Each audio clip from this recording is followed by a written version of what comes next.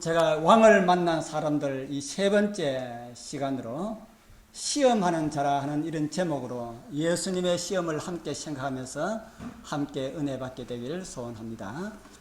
시험이 뭡니까? 시험이 좋은 것입니까? 나쁜 것입니까? 백과사전에는 시험을 이렇게 정의하고 있습니다. 지식의 수준이나 기술의 숙달 정도를 알아보는 절차, 이렇게 기록되어 있는데 시험의 종류도 아주 많이 있습니다. 가장 기본적인 것이 아이들이 치는 이 학력평가 시험. 그것 때문에 우리 이 한국에는 아이들이 고생을 많이 하고 있습니다.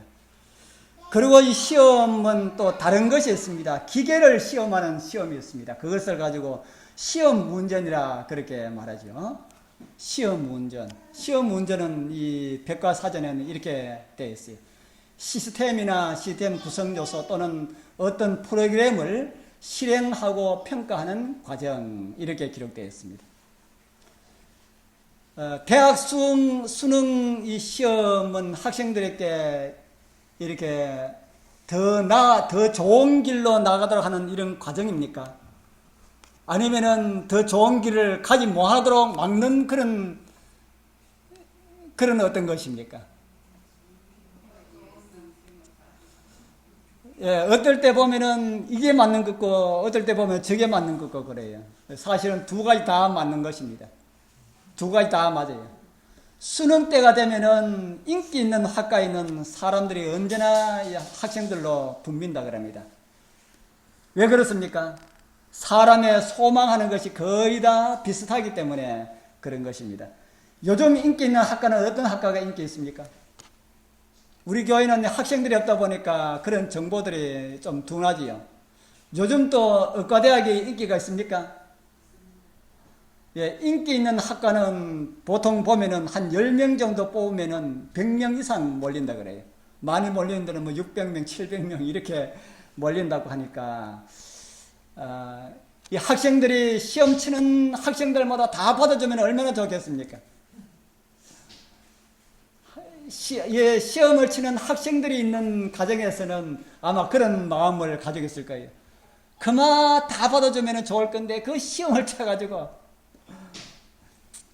의과대학 같은 경우에는 지금 현재에 있는 기존 병원 내에서도 생각하기를 이제는 의과대학을 문 닫고 의과대학 학생들이 그만 나오기를 바라고 있습니다. 그런데 시험도 치지 않고 원하는 학생들마다 다 받아줘가지고 다 의사가 된다고 하면은 어떻게 될까요? 병원들이 잘 될까요? 그렇게 되면은 하루아침에 의료업은 아마 무너지고 그렇게 될 것입니다. 그런 의미에서 볼 때에 시험이라는 것은 좋은 길로 가도록 하기 위한 한 단계 업그레이드 되는 그런 과정도 되지만은 어떤 의미에서 볼 때는 시험은 넘어뜨리기 위한 하나의 수단이라는 말도 틀리지 않은 그런 말이라 하는 그런 생각을 하게 됩니다. 성경에도 시험에 대하여 몇 가지 우리에게 가르쳐 주고 있습니다. 성경에 나오는 시험 가운데 첫 번째 하나의 시험은 우리에게 복을 주시기 위한 시험이 있습니다. 성경에 이렇게 기록을 하고 있습니다. 신명기 8장 16절 우리 같이 한번 읽어볼까요? 내 열조도 시작. 내 열조도 알지 못하던 만나를 광야에서 내게 먹이셨나니 이는 다 너를 낮추시며 너를 시험하사 마침내 내게 복을 주려 하심이었느니라. 아멘. 마침내 뭘 주기 위한 시험이라 그럽니까? 복을 주기 위해서. 우리 사랑하는 성도님들, 이런 시험이 올 때는 거절하지 마시고 기뻐하고 즐거워하게 되길 바랍니다. 그런데 시험은 다 이런 시험이 아니라 이런 시험은 하나님께서 원하시는 시험입니다. 하나님께서 우리에게 복을 주기 위하여서 이런 시험을 주어가지고 마침내 우리가 복을 받게 하려 함이라. 그래서 이런 시험은 하나님께서 우리로 하여금 시험을 맞이하여서 이런 시험을 잘 치르도록 하는 것이 하나님께서 원하는 시험인데, 또 성경에 보면은 우리가 경험하지 말았으면 하는 이런 시험도 있다고 성경은 오늘 우리에게 가르쳐 주고 있습니다. 마태복음 26장 41절에 보면은 우리 같이 읽어보겠습니다. 시험에 시작. 시험에 들지 않게 깨어 마음에는 원이로되 육신이 약하도다 하시고, 이곳에 보면은 시험에 들지 않게 뭐하고 있으라 그럽니까? 깨어 있어 기도하라. 이 시험은 하나님께서 우리가 받기를 원하는 시험입니까? 받지 말았으면 하는 시험입니까? 이 시험은 하나님께서 우리가 받지 말았으면 하는 이런 시험입니다. 이렇기 때문에 예수님께서 말씀하시기를 시험에 들지 않게 깨어 기도하라, 이렇게 말씀하셨습니다. 우리 사랑하는 성도님들이시여, 이렇게 하나님께서 원하지 않는 이런 시험들은 여러분들에게 임하지 않도록 하기 위하여서 깨어 기도하게 되길 바랍니다. 복을 주시고자 하시는 시험은 우리가 많이 받을수록 좋습니다. 그러나 하나님께서 원하지 아니하는 시험은 받지 아니하는 것이 우리의 신앙에도 유익하고 우리의 삶에도 유익하다고 성경은 오늘 우리에게 말씀을 하고 있습니다. 오늘 우리는 예수 그리스도의 시험을 통하여서, 예수님께서 광야에서 당하신 그 시험을 통하여서 우리에게도 시험이 이르러 올 때에, 우리는 어떠한 마음가짐을 함으로 우리는 그 시험을 승리하여야 할지 깨닫게 되기를 소원합니다. 그렇게 하여서 우리도 예수님처럼 승리하는 백성들로 주님 앞에 서게 되기를 간절히 바라고 원합니다. 예수님의 첫 번째 시험 우리 같이 좀 살펴보겠습니다. 예수님께서 광야에서 3번의 시험을 당하셨어요. 그 첫 번째 시험 마태복음 4장 3절에 나오는 시험입니다. 같이 읽어보겠습니다. 내가 만일 하나님의 아들이여든 명하여 이 돌들이 떡덩이가 되게 하라. 예수님께서 당하신 이 시험을 통하여서 우리에게 엄청난 비밀 한 가지를 가르쳐 주셨습니다. 예수님의 시험이 왜 성경에 기록되어 있을까? 그것은 하나님의 아들이 이 땅에 와서 이러한 시험을 받았으니까 너희들은 알아서 하라는 그런 식으로 기록되어 있을까? 아니면 다른 의미가 있을까? 예수님을 따르는 자들도 사단은 그렇게 시험을 하게 될 것입니다. 그래서 사단이 예수님께 주는 그런 시험을 우리가 살펴보면은 예수님께서 이기신 그 이김을 통해서 우리도 시험을 이기는 일에 도움이 된다 하는 사실을 성경은 오늘 우리에게 가르쳐 주겠습니다. 사단이 언제 시험을 주었습니까? 예수님께 사단이 언제 시험을 주었을까요? 우리가 지금 읽어본 마태복음 4장 3절 그 전 성경절을 다시 좀 읽어보도록 하겠습니다. 마태복음 4장 2절 3절 40일을 밤낮으로 금식하신 후에 줄이신지라 시험하는 자가 예수께 나와서 가로되, 이렇게 기록을 하고 있습니다. 예수님께서 어떤 가운데 있을 때 시험하는 자가 시험을 했다 그럽니까? 40일을 밤낮으로 금식한 후에 줄이신지라, 기도하신 후에 줄이신지라, 이렇게 기록을 하고 있습니다.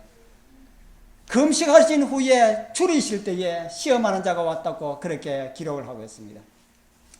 여러분들도 마태복음 4장 2절에 나타난 이런 경험들 여러분들도 많이 경험하고 있지요. 어떤 문제를 놓고 간절히 기도하면서 금식하면서 그렇게 기도했는데 3일 아니면 일주일간 이렇게 기도를 했는데 그 기도를 마치고 나면 그 문제가 해결되어야 되는데 오히려 더 그 일이 꼬이고 더 잘못된 것처럼 보이는 이런 경험들 우리는 가지게 된다 하는 것입니다. 왜 이런 경험들을 가지게 될까? 오늘 우리는 이 말씀을 통하여서 우리가 그러한 시험들을 피하게 되는 이런 방법들이 무엇인지 알게 됩니다. 어떻게 하면 되겠습니까? 기도하고 난 다음에 그 일이 있게 되기 때문에 우리가 일주일 동안 아니면은 열흘 동안 이렇게 작정 기도 좋은데 작정 기도 후에 기도를 마치면은 시에 된다는 사실을 성경은 우리에게 말씀을 해주고 있습니다. 우리는 작정 기도 이후에도 기도는 끊임없이 계속해서 기도를 해야 된다는 사실을 성경은 오늘 저와 여러분들에게 가르쳐 주겠습니다. 그래서 사도 바울은 데살로니가서 5장 17절에 뭐 하지 말고 기도하라고 말씀해 줍니까? 쉬지 말고 기도하라, 이렇게 오늘 저와 여러분들에게 가르쳐 줍니다. 이제 시험하는 자는 예수님께 무슨 시험을 가지고 왔습니까? 내가 만일 하나님의 아들이거든 돌을 만들어 뭘 해먹으라고요? 돌을 가지고 떡을 만들어 먹어라. 이렇게 시험하는 자가 예수님께 와서 그런 시험을 줍니다. 배고플 때 돌도 떡으로 보입니까? 배고플 때. 사람들이 이야기하기를 사흘만 굶으면 돌도 떡으로 보인다 하는 그런 이야기를 들었습니다. 사단은 저와 여러분들이 필요 없는 것을 가지고 시험하지 않으십니다. 배고프면 뭘 가지고 시험해요? 배고픈 사람한테는 떡을 가지고 옵니다. 돈이 필요한 사람들에게는 돈을 가지고 시험을 합니다. 건강이 좋지 못한 사람들에게는 건강을 가지고 사단이 시험을 가지고 옵니다. 출세를 원하는 사람들에게는 명예를 가지고 옵니다. 그러면 어떻게 하면 그것이 사단의 시험인지 알 수가 있을까? 그리고 피할 수가 있을까? 어떤 것이라 할지라도 먹는 것과 관계된 일이나 돈과 관계된 일이나 어떤 것이라 할지라도 신앙과 더불어 타협으로 이끌어내는 것은 다 사단이 가져온 시험이라고 이해를 하시면 틀림이 없습니다. 이 시험이 올 때 예수님께서는 어떻게 응수를 하셨습니까? 같이 예수님의 승리의 말씀을 살펴보도록 하겠습니다. 마태복음 4장 4절 우리 같이 한번 읽어보겠습니다. 예수께서 시작. 예수께서 대답하여 가라사대 기록되었으되 사람이 떡으로만 살 것이 아니요 하나님의 입으로 나오는 모든 말씀으로 살 것이니라 하였느니라 하시니, 예수님께서 뭐로 이기셨습니까? 말씀으로. 기록되었으되, 예수께서 대답하여 가라사대 기록되었으되, 말씀으로 승리하신 주님의 본을 받아 여러분들에게도 시험이 올 때에 말씀으로 승리하게 되길 간절히 바랍니다. 이 말씀의 의미는 말씀을 우선으로 하라는 그런 의미가 됩니다. 뭐보다 우선해요? 음식보다. 배고플 때에 비록 배가 고프지만은 40일 동안 금식하신 예수님보다 배가 더 고픈 사람이 어디에 있겠습니까? 아무리 배가 고픈 그런 환경 가운데서도 배고플 때에 음식이 더 중요하지만은 음식보다 뭘 우선하라고요? 음식보다 하나님의 말씀을 우선으로 하라. 돈 없는 사람들에게는 돈이 가장 중요한 것이지만은 돈보다 하나님의 말씀을 더 우선으로 하라. 건강하지 못한 사람에게는 건강보다 더 소중한 것이 어디 있습니까? 그러나 건강이 소중하지만은 건강보다 하나님의 말씀을 더 우선하라. 어떤 것이라 할지라도 하나님을 향한 신앙을 우선하라는 이런 말씀을 따라서 이기시고 우리 주님께서 승리하시고 이기신 것처럼 우리도 주님과 함께 승리의 노래를 부르게 되시는 우리 성도님들 다 되길 축복합니다. 이제 두 번째 우리 예수님의 그 시험을 우리 같이 한 번 더 살펴보도록 하겠습니다. 두 번째 우리 시험하는 자는 두 번째 시험을 가지고 이렇게 왔습니다. 마태복음 4장 5절에서 6절에 보면은 이에 마귀가 예수를 거룩한 성으로 데려다가 성전 꼭대기에 세우고 가라되 내가 만일 하나님의 아들이거든 뛰어내리라. 기록되었으되 저가 너를 위하여 그 사자들을 명하리니 저희가 손으로 너를 받들어 돌이 부딪히지 않게 하리라 하였느니라. 첫째 시험에 실패했던 이 사단은 두 번째로 예수님을 거룩한 성 꼭대기에 올라가서 첫 번째 사단이 무엇으로 실패를 했습니까? 첫 번째 시험에서 사단은 하나님의 말씀으로 실패를 했습니다. 패배를 당하였습니다. 그러니까 이번에는 사단도 하나님의 말씀을 가지고 나타납니다. 사단도 예수님 앞에 나타나서 기록되었으되 라고 시작합니다. 우리 사랑하는 성도님들이시여, 사단이 여러분들에게 우리에게 나타날 때도 때로는 하나님의 말씀을 가지고 올 때도 있다는 사실을 잊어버리지 말기를 바랍니다. 그걸 우리가 잊어버리면은 그게 하나님의 말씀이구나 하고 넘어가게 됩니다. 사단이 누구 앞에 기록된 말씀을 가지고 나타났습니까? 예수님 앞에 기록되었으되라고 이렇게 시작을 하고 있습니다. 사단이 하나님의 말씀을 잘 알까요, 모를까요? 사단이 하나님의 말씀을 잘 알까요, 모를까요? 이 성경 말씀, 사단이 성경 말씀을 우리보다 더 잘 알까요? 우리보다 좀 모를까요? 사단도 성경 말씀을 아주 잘 아는 부지런한 성경 연구자입니다. 고로 하나님의 말씀을 아주 잘 알고 있습니다. 제가 언제 밥 먹을 때에 식사할 때에 신학교 교수들도 다 신앙을 잘하는 사람이 아니다 하고 제가 말씀을 한번 드린 일이 있습니다. 신학과의 교수들 가운데서도 하나님을 믿지 아니하는 사람들이 있다. 충격적인 그런 이야기죠. 저도 처음에 들을 때에 아주 충격을 받았습니다. 신학을 전공하고 신학을 가르치는 사람들 가운데서 하나님을 믿지 않는 사람들이 있다니 어떻게 그럴 수가 있는가? 어떻게 그럴 수가 있는가? 다른 교인들하고 나누는 이야기 중에 이런 말을 많이 듣습니다. 수많은 성경학자들이 몰라서 안식일을 지키지 않습니까? 그렇게 이야기해요. 성경 박사들이 그렇게 많은데 그 사람들이 몰라가지고 돼지고기를 먹습니까? 그럴 때에 여러분들은 뭐라고 대답하면 되겠습니까? 그들도 다 성경을 수십 번 읽고 성경을 연구하고 성경을 가지고 논문을 써가지고 박사학위를 받은 사람들인데 그들이 몰라서 안식일을 지키지 않냐고, 그들이 몰라서 돼지고기를 먹고 그들이 몰라서 그런 행동을 합니까? 성경을 잘 안다고 하나님을 잘 아는 것이 아니다 하는 사실을 우리는 알게 됩니다. 또한 하나님을 잘 안다고 해서 믿음 있는 것은 아니다 하는 것을 알게 됩니다. 성경을 잘 몰라도 믿음 좋은 사람이 있고요, 성경을 줄줄이 외워도 믿음 없는 사람들이 있다 하는 것입니다. 그러면 우리 성도님들이시여, 우리는 어떤 사람들이 되어야 되겠습니까? 저와 여러분들은 어떤 사람이 되어야 될까? 성경을 많이 아는 사람 좋습니다. 그러나 성경을 모르고 믿음 있는 사람보다는 이왕이면은 성경도 바르게 잘 알고 믿음도 있는 그런 우리 모든 장로교회 성도님들이 다 되길 바랍니다.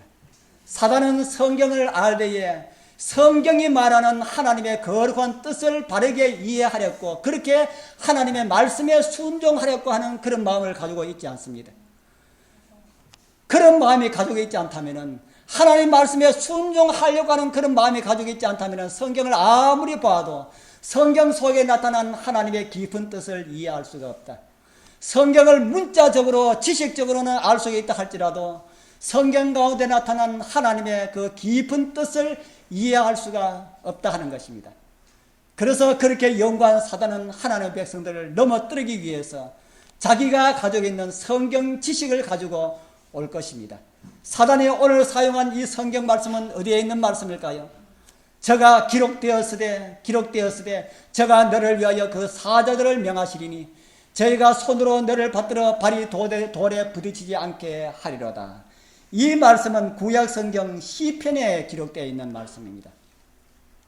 시편 91편 12절에 보면은 저희가 그 손으로 너를 붙들어 발이 돌에 부딪히지 않게 하리로다. 이 말씀을 사단은 딱 가지고 예수님께 왔습니다. 그래 기록되었으되 저희가 그 손으로 너를 받들어 발이 돌에 부딪히지 않게 하리라, 이런 말씀이 있기 때문에 여기서 뛰어내리라. 그러면은 누가 책임진다는 말씀입니까? 하나님께서. 오늘 가정부부 시간에 제가 하나님께 모든 걸 맡기면은 하나님께서 책임지신다 이렇게 말씀하셨지요. 그래서 하나님께 맡기고 뛰어내리라. 그러면은 하나님이 책임지신다. 사단이 그런 말을 하는 겁니다. 그럴듯한 말씀이죠. 그런데 시편 91편 12절에 있는 이 전의 말씀과 앞에 있는 말씀을 다 떼어내버리고 이 말씀만 사단이 가지고 왔습니다. 그러면 이 말씀이 어떤 말씀인지 이 말씀의 문맥을 우리가 한번 살펴보도록 하겠습니다. 시편 91편 1절부터 6절까지 있는 말씀을 쭉 읽어보면 이런 말씀이 있습니다. 지존자의 은밀한 곳에 거하는 자는 전능하신 자의 그늘 아래 거하리로다. 내가 여호와를 가리켜 말하기를 저는 나의 피난처여 나의 요새여 나의 의뢰하는 하나님이라 하리니 이는 저가 너를 새 사냥꾼의 올무에서와 극한 연병에서 건지실 것이미로다. 저가 너를 그 깃으로 덮으리니 내가 그 날개 아래 피하리로다. 그의 진실함은 방패와 손방패가 되나니 너는 밤에 놀램과 낮에 흐르는 살과 흑암 중에 행하는 연병과 백주에 황폐케 하는 파멸을 두려워 아니하리로다. 이렇게 말씀하고 난 다음에 뛰어내릴지라도 다치지 않게 하시겠다, 이렇게 주님께서 시편 91편의 말씀을 하셨습니다. 여기 나오는 이 말씀은 우리에게 닥치는 환난 중에서 건져주리라는 그런 허락의 말씀입니다. 이렇게 구원받은 사람들이 성경에 아주 많이 있습니다. 다니엘의 친구들은 어디에서 구원을 받았습니까? 다니엘의 친구들은 불 속에서 구원을 받았습니다. 불 속에 느부갓네살 왕이 이 친구들을 불 속에 집어 던져 넣었지만은 그들을 집어 넣었던 그 사람들은 불이 태웠지만은 이 다니엘의 세 친구들은 불 속에서도 하나도 타지 않고 멀쩡하게 나왔습니다. 다니엘은 어디서 구원을 받았습니까? 다니엘은 사자굴 속에서 사자에게 먹히지 않고 나왔습니다. 또 사도 요한은 끓는 기름가마 속에서 구원을 받았습니다. 바울은 도사에게 물렸지만은 아무런 해도 입지 않았습니다. 이런 성경의 말씀들이 있기 때문에 우리도 시험 한번 해보자 해가지고 독약을 딱 이렇게 한 그릇 마시면 어떻게 될까요? 독약을 한 그릇 딱 마시면 어떻게 될까요?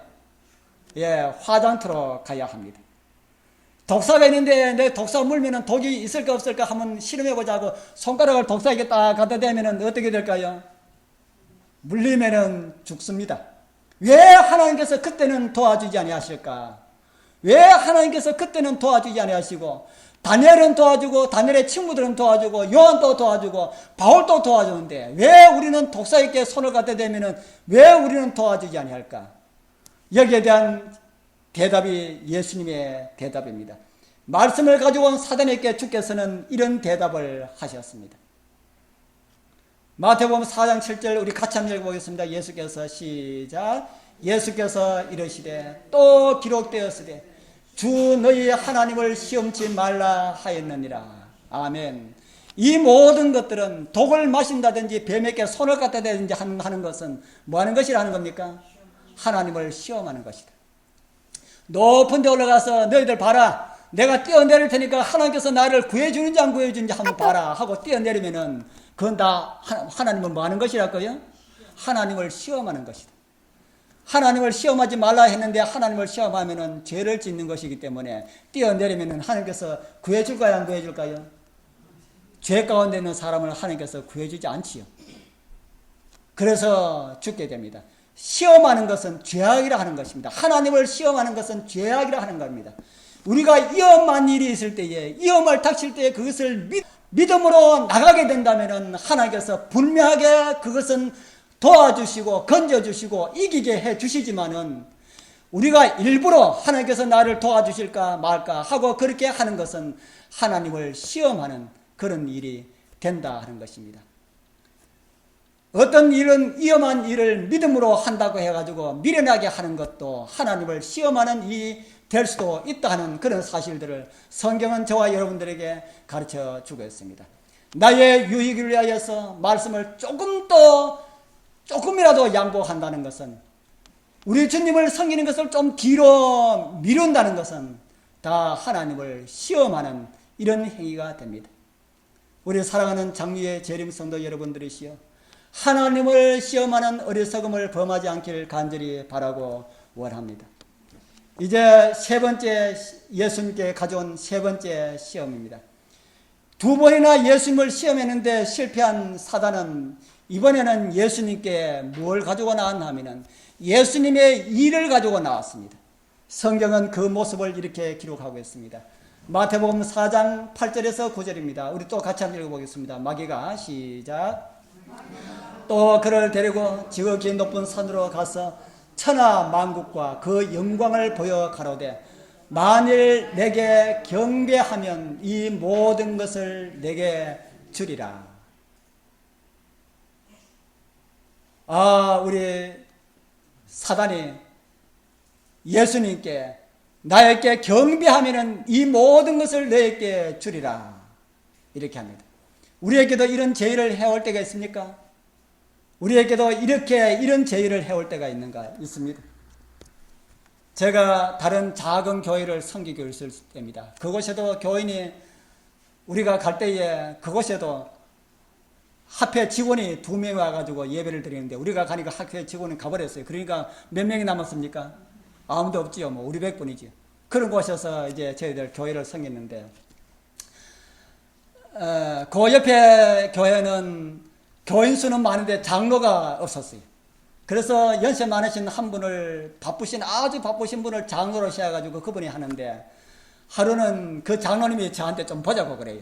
제가 그래 갔지요. 갔더니만은 그분이 하시는 말씀이 그 조그마한 교회 있지 말고 큰 교회 와서 장로해라 하는 겁니다. 큰 교회에서 장로하면은 우리 딸이 그 장로님이 굉장히 부자입니다. 우리 딸이 역전 앞에 아가방이라고 하는 이 출산물을 판매하는 이 점포를 하고 있는데 우리 딸이 이거 다 두고 서울 간다 하니까 이거 다른 데 안 팔고 자네한테 줄 테니까 와가지고 장사하고 교회를 돌보고 교회에 이제 돌보다 거기 목사님이 계시기 때문에 그냥 좀 이렇게 좀 도와주고 이렇게 하라는 겁니다. 그래서 세도 필요 없고 보증금도 필요 없고 거기 있는 물건 갖다가 그대로 팔고 남는 거 네가 다 하고 그렇게 하라는 거예요. 좋은 제안입니까? 예, 그곳에 있었으면 제가 돈을 많이 버린지 모르죠.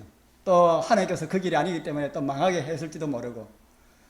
그래서 저는 그 이야기를 듣고 난 다음에 제가 그 교회에 간 조그마한 교회에 갖는 목적이 있기 때문에 저는 그것이 하나도 시험이 되지 않았습니다. 저는 그때 굉장히 어려울 때였어요. 제가 어려운 고비를 순간순간마다 많이 넘깁니다. 그런데 교회에 이렇게 갈 때마다 굉장히 어려움을 많이 이렇게 겪었어요. 그것에도 갈 때에 재정적으로 굉장히 어려움을 겪고 그럴 때인데 장로님이 그런 제를 해와요.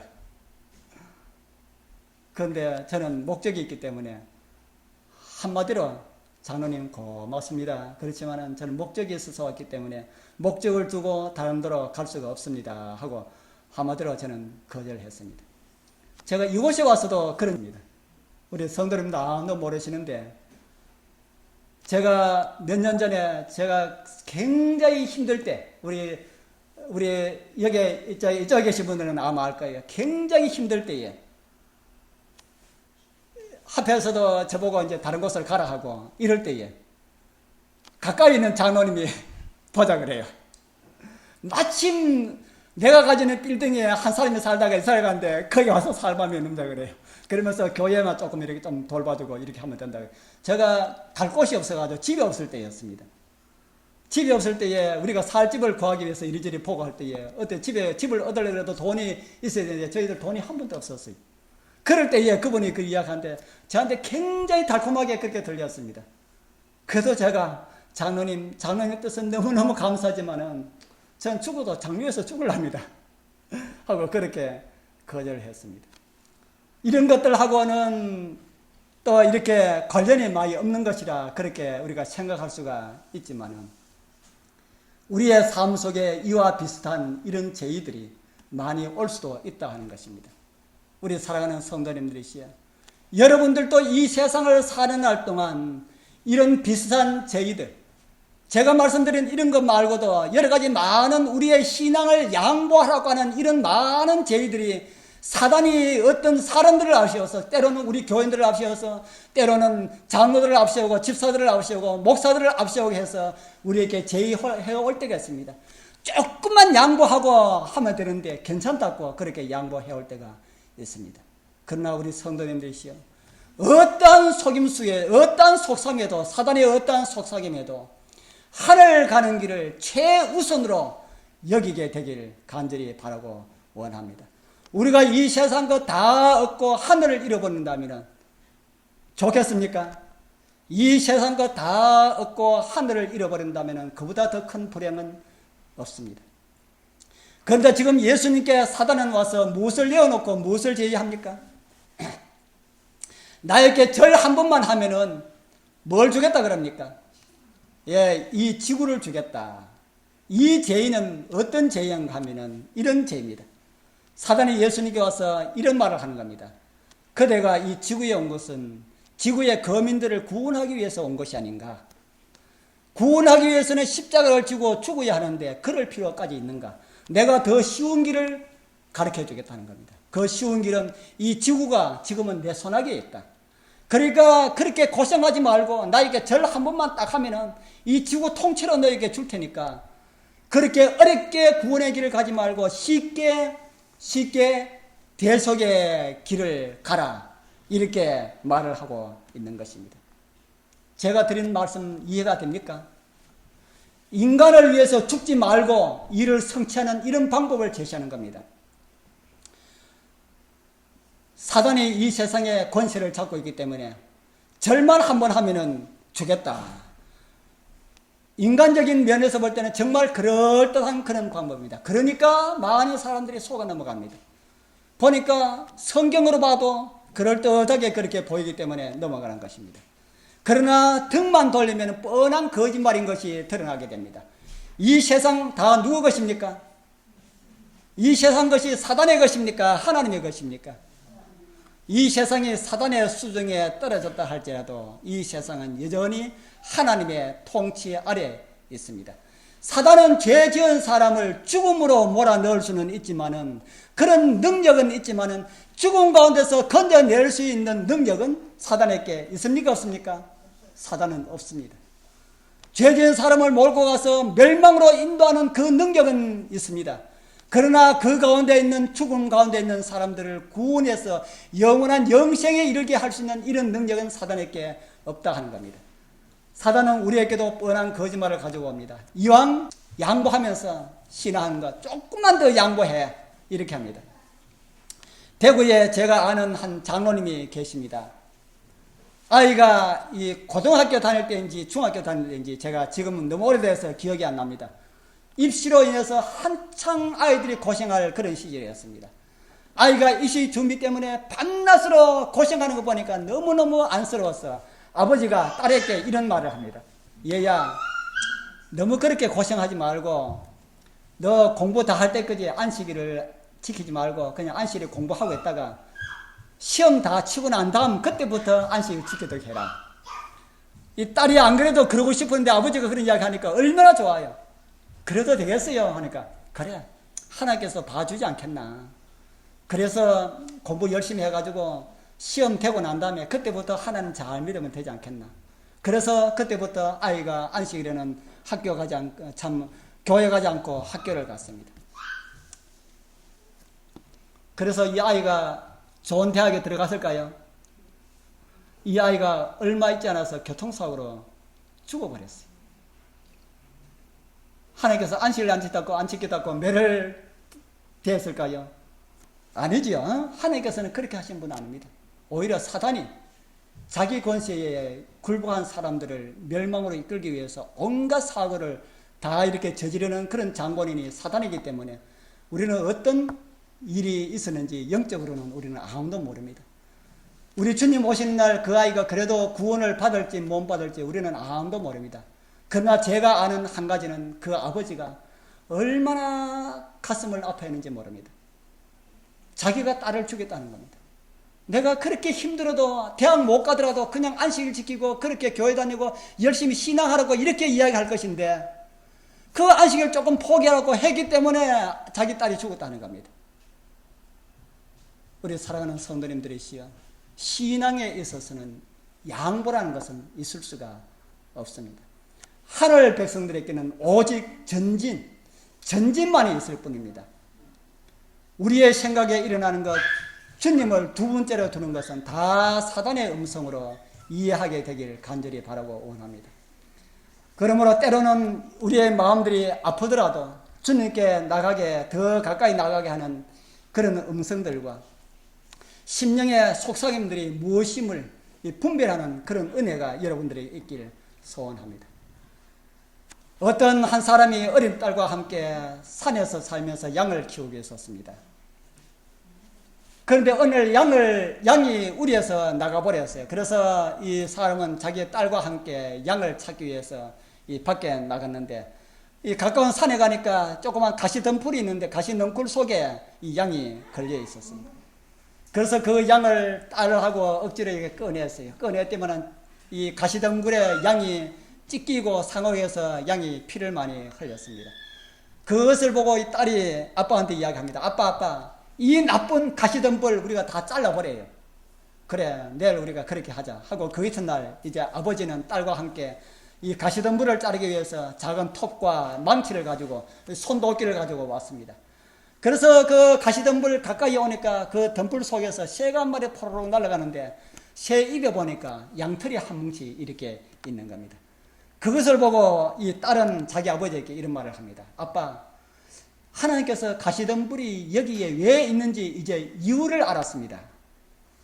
저 새를 위하여서 가시덤불을 여기에 두었고 우리 양이 여기에 걸리게 했구만요.